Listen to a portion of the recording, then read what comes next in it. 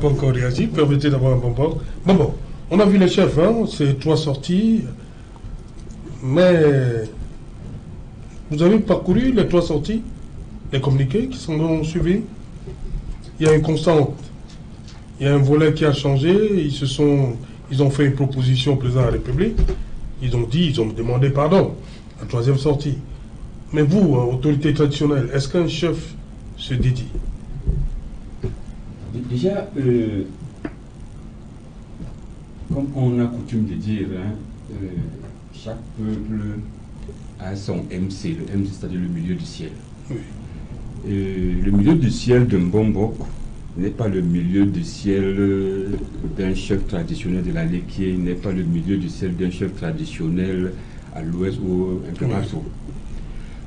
Alors, chez nous, dans notre tradition, un chef, quand il a dit, il a dit.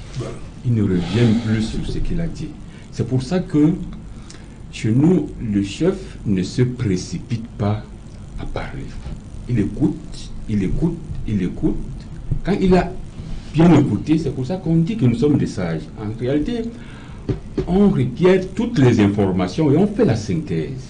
Et quand on a fait la synthèse, il n'y a personne qui peut nous dédire. Parce que on a ramassé à gauche, à droite, on a fait une analyse. Alors, quand les chefs sortent, ils dérangent l'esprit du monde parce que nous qui sommes à la porte, quand on dit on est à la porte, ça veut dire qu'on voit l'intérieur et on voit l'extérieur.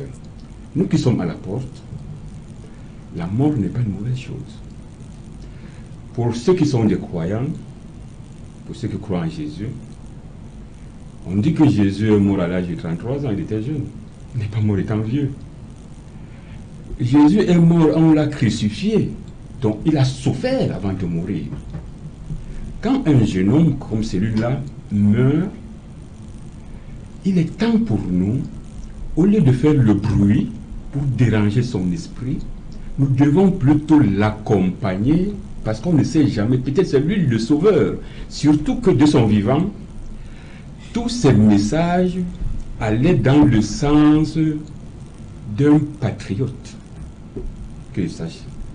Donc, son esprit devrait continuer cette œuvre-là.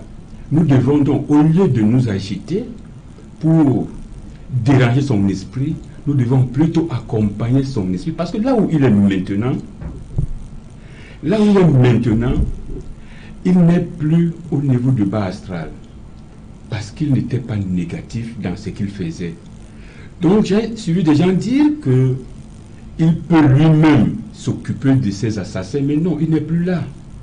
Parce qu'il est déjà élevé. Vous savez, chez les bêtis, on dit souvent, et pendant le deuil, on dit le asilaou. Silaou. C'est silaou.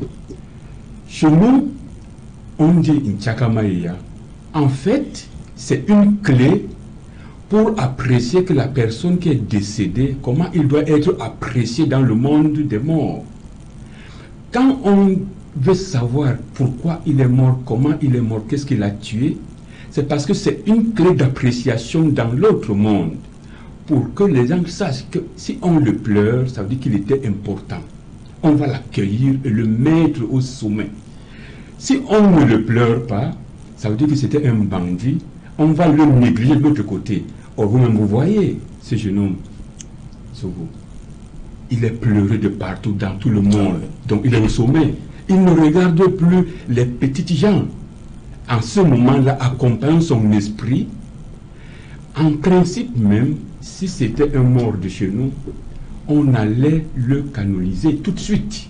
Et en ce moment-là, on allait l'invoquer pour les problèmes qu'il a commencé à défendre ici. Et il allait nous aider. Et moi, je pense que c'est dans ce sens que nous devons avancer. Et j'interpelle donc les chefs de son village d'aller dans ce sens parce que c'est un saint. Les saints, ce n'est pas seulement les blancs.